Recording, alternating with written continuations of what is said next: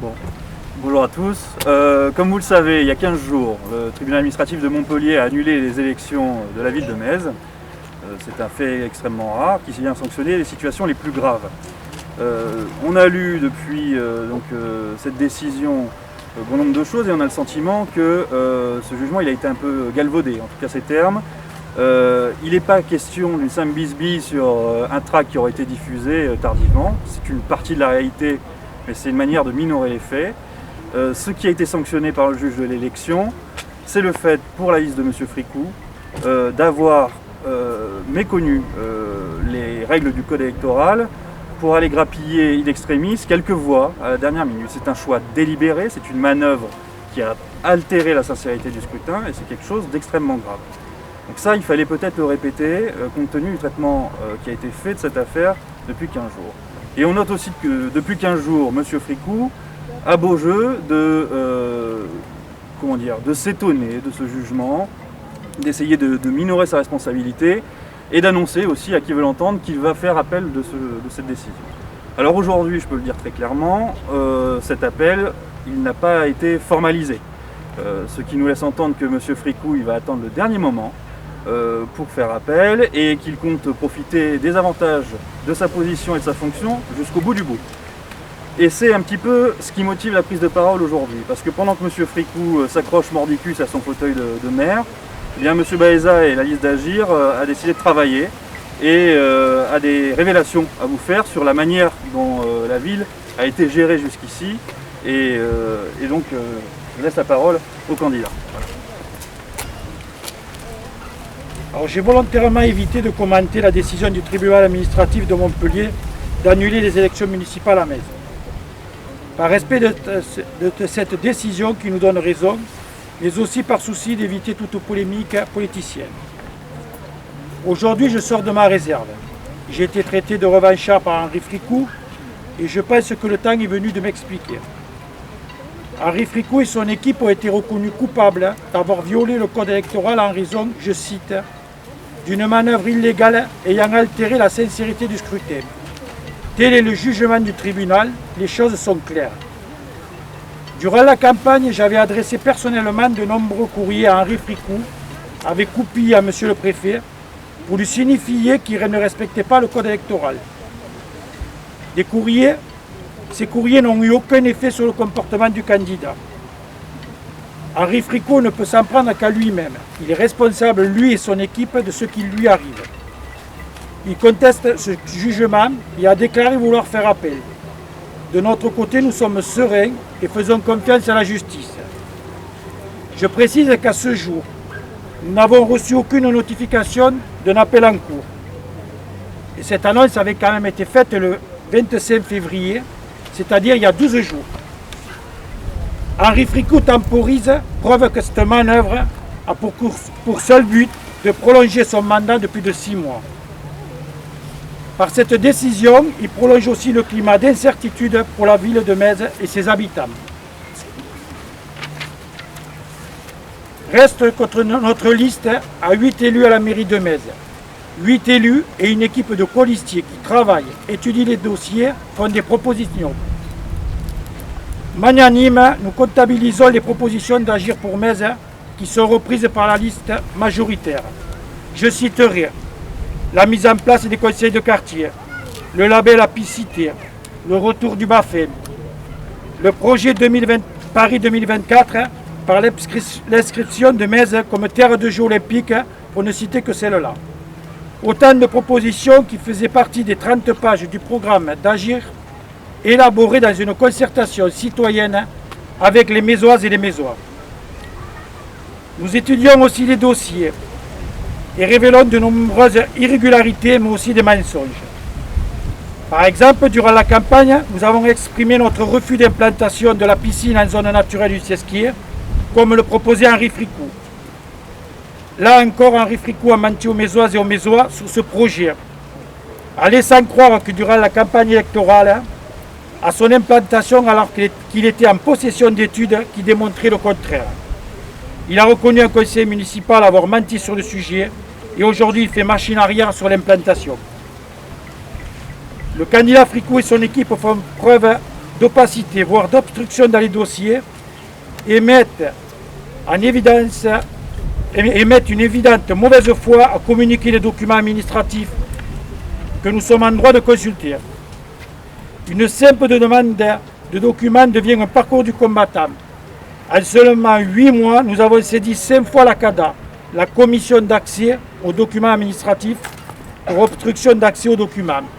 Sachez que pour saisir la CADA, il faut quand même 2 mois de non-réponse de la mairie et ensuite nous sommes obligés de saisir la CADA. C'est-à-dire que nous avons les documents administratifs de la mairie 2 mois et demi après.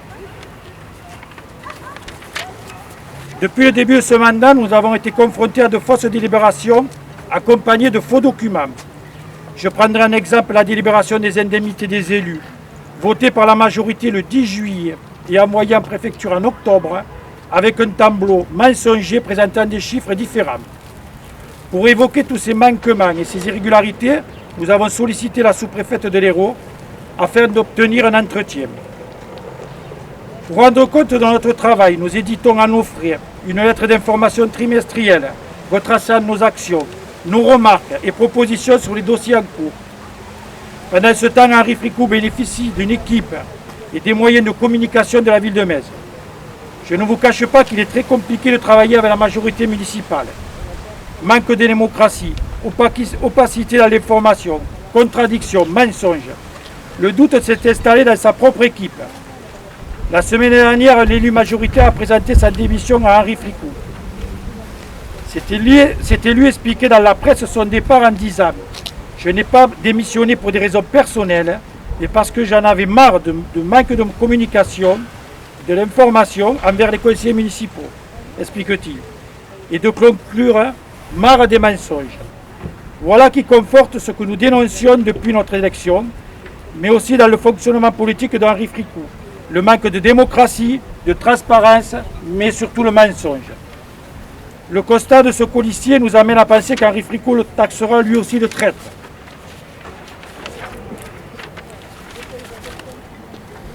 La transparence et la démocratie, nous l'avons inclus dans notre programme.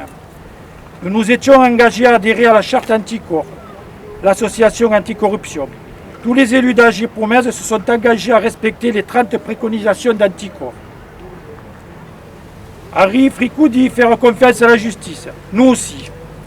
Et la justice, précisément, je vous annonce que nous allons la saisir. Nous nous informons aujourd'hui qu'une plainte contre X a été déposée auprès du procureur de la République de Montpellier pour détournement de fonds publics, délai de conclusion et abus de confiance. Nous avons constaté que concernant le véhicule attribué au maire, il ressort de la délibération du Conseil du 3 juin 2014 que le maire de Metz s'est fait attribuer un véhicule de fonction et non un véhicule de service, ce qui est globalement illégal. Le coût de cette attribution s'élève à 21 663 € entre 2014 et 2020. De plus, nous avons pu constater dans le parc municipal plus de 58 voyages hors département, des samedis, dimanches et jours fériés, des pleines de carburant le week-end, des départs le vendredi soir avec des retours le lundi matin vers la frontière espagnole ou les Alpes. Également des semaines et années complètes d'aller-retour poussant Montpellier poussant à des heures de bureau. Un fichier Excel de plus de 300 lignes sur des déplacements douteux a été transmis à la Chambre régionale des comptes et bien entendu au procureur de la République. En conseil municipal, nous avons demandé l'inscription d'une recette de 21 663 € au budget de la ville. Nous avons essuyé un refus catégorique de Henri Fricou. L'actualité marque la fin d'une ère d'opacité, à tous les niveaux, national comme local. Nous sommes animés par le souci d'une bonne utilisation des deniers publics en période de crise sanitaire et économique. Autant que l'on a offert à Henri Fricou l'occasion d'agir de lui-même pour mettre un terme aux faits dénoncés, mais qu'il a refusé cette main tendue. Nous avons donc décidé de déposer plainte et cette plainte s'inscrit dans la continuité de notre action. Nous sommes décidés à ne rien laisser passer. La gestion approximative, l'utilisation des fonds publics en toute impunité, cela suffit. Nous voulons une gestion transparente, une information claire, précise, sans mensonge de l'action publique. Une concertation permanente avec les habitants, une concertation fil conducteur de notre programme. J'en finirai en disant que j'ai autour de moi une équipe de femmes et d'hommes soudés, unis, qui sont au service des Mésoises et des Mésois, une équipe qui travaille dans la concertation et la transparence. C'est également en toute transparence que nous répondrons à vos questions et à vos interrogations. Je vous remercie.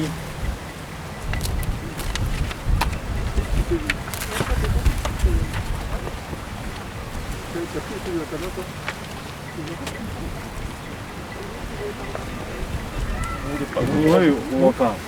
Alors, on a préparé un dossier de presse qu'on va vous remettre avec un communiqué de mon cabinet ainsi qu'une copie de la plainte dont M. Baeza vient de faire état qui dénonce des faits qui nous paraissent établis et donc on va saisir donc le procureur de la République. Et si vous avez des questions plus précises sur les faits dénoncés, les qualifications pénales que ça peut recourir, évidemment on est disposé à y répondre. Justement, est-ce qu'on peut revenir sur le fait que ça sorte maintenant, alors qu'en fait, l'annulation a été prononcée il y a quelques semaines. Les élections sont quand même déroulées le deuxième tour le 28 juin. Qu'est-ce qui fait qu'on en arrive là maintenant et pas avant, tout simplement? Vous avez eu un élément de réponse par M. Baeza. Il y a eu une séance du conseil municipal, je n'ai plus la date en tête, je crois que c'est cet été. Hein.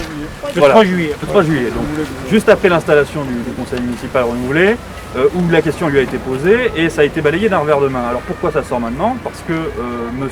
Fricou, en réalité, a refusé de saisir la main qui lui était tendue pour régler l'affaire en bonne intelligence. Voilà.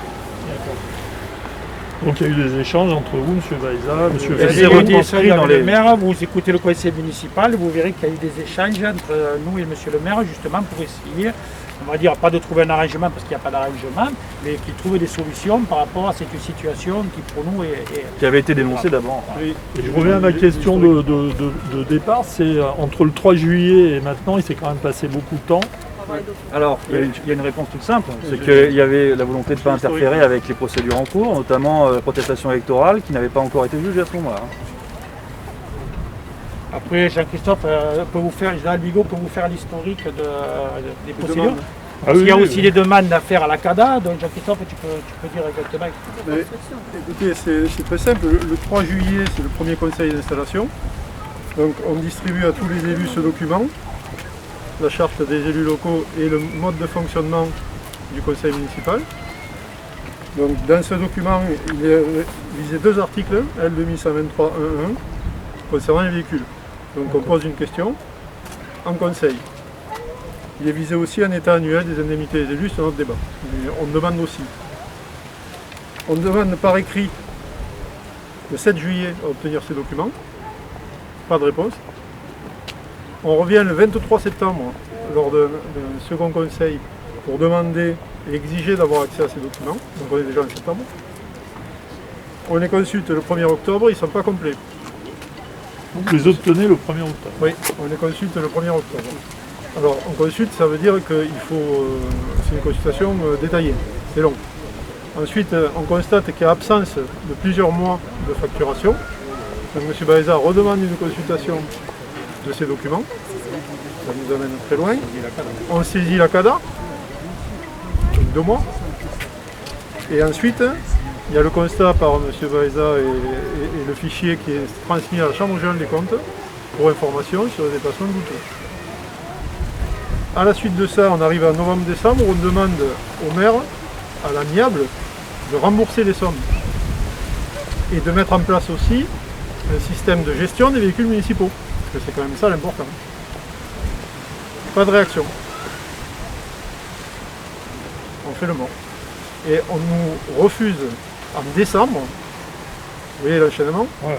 une décision modificative que l'on met à l'ordre du jour du conseil pour que ces sommes soient remboursées. Donc on est en décembre, cette décision modificative a un problème juridique, on arrive en janvier, d'accord? Et en janvier, donc, il y a, comme le disait l'avocat, l'approche de la protestation électorale. Et après, il faut monter un dossier juridique pour arriver fin février, où là, il y a une décision qui est prise. Donc tout ça, c'est dans ce document.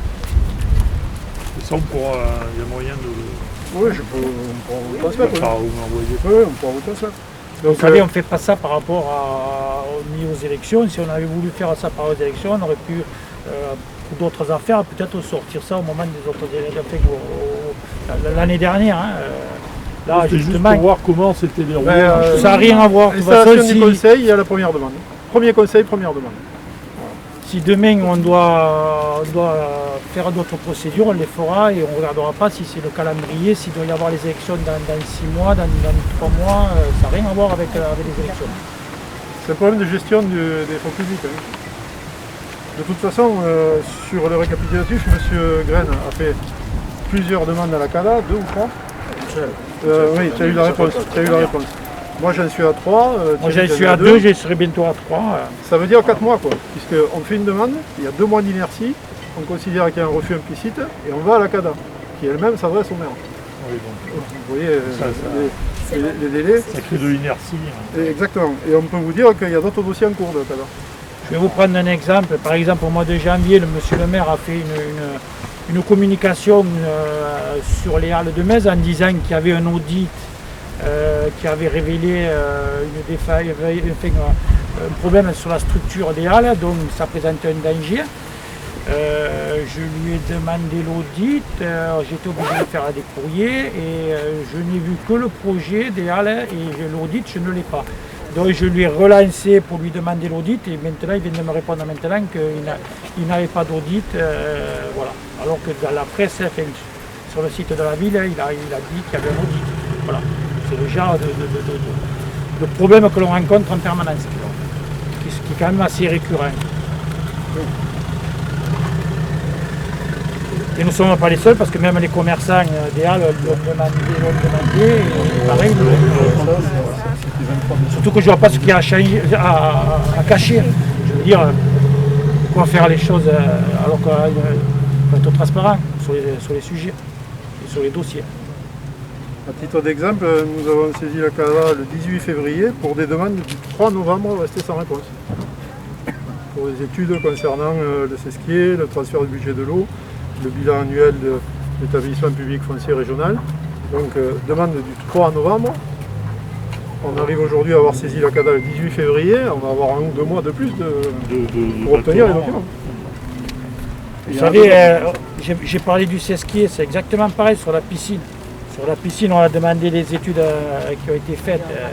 Elles ont été faites par Biotope, ça on le sait, mais personne ne les a vues. Et même les élus de la propre majorité n'étaient pas au courant qu'il y avait une étude justement qui avait trouvé un papillon, une espèce rare sur le Sesquier et qui empêchait toute construction de la piscine. Alors que monsieur le maire est au courant depuis l'année dernière que la piscine ne pourra pas la faire au Sesquier et il a fait sa campagne là-dessus. Voilà. Alors, on peut comprendre qu'il y ait des gens de sa majorité qui commencent à sentir qu'il y a quelque chose qui ne va pas et qui démissionnent. C'est exactement ce que nous, les membres de Agir qui étaient sur la liste de monsieur le maire, nous a certes traité de traîtres, mais ce que je peux vous dire, c'est un fonctionnement qui est récurrent, c'est-à-dire que vous êtes au courant de rien et puis vous vous rendez compte que c'est des mensonges. Les dossiers, j'en passe, je vous en dirai jusqu'à pendant des heures.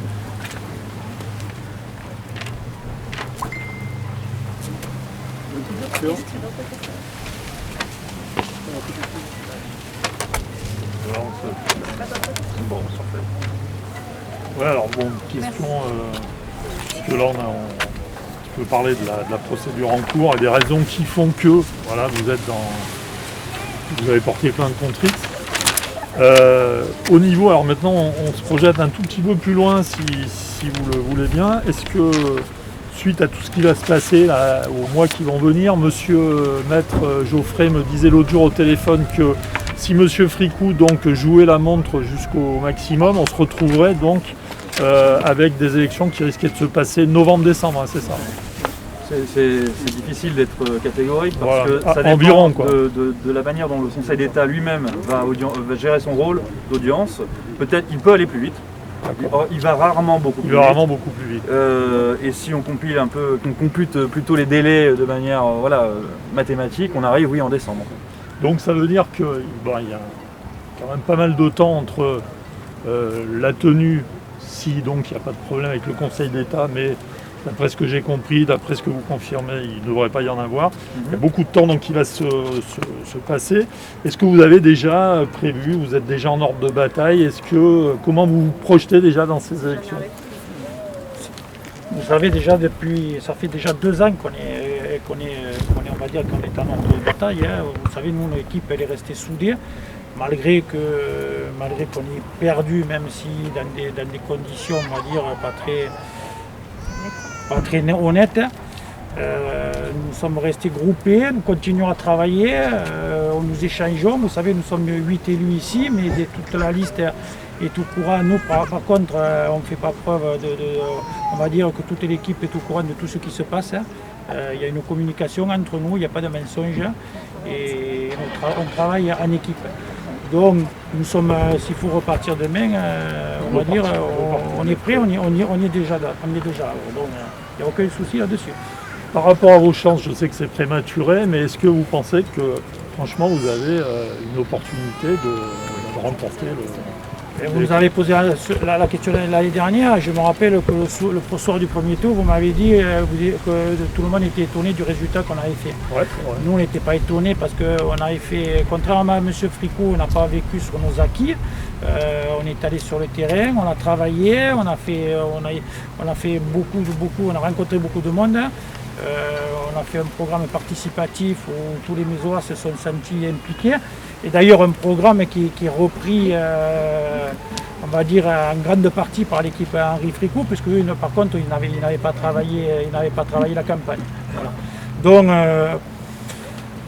les chances les y sont et je pense que les Mésois vont apprécier parce que la première mesure aussi qu'a fait Henri Fricot, ça a été quand même de s'augmenter son indemnité, même si encore aujourd'hui il dit que c'est pas vrai.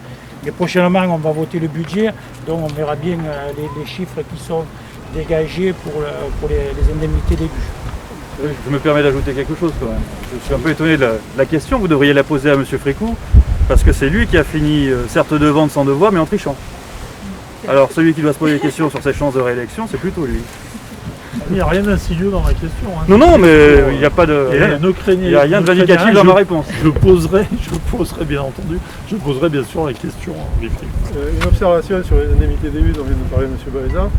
Lors de la première intervention du premier conseil du 3 juillet, c'était ma seconde demande.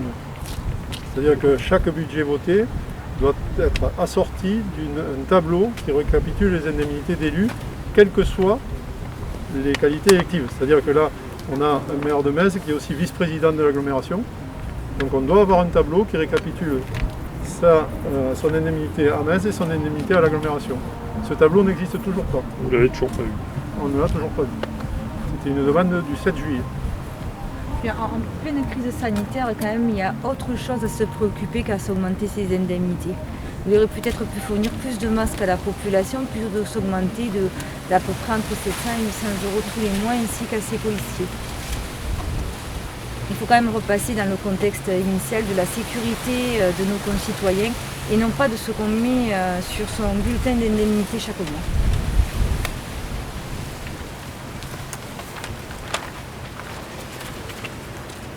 Pour moi, c'est bon. On est bon. Merci. Merci. Merci beaucoup.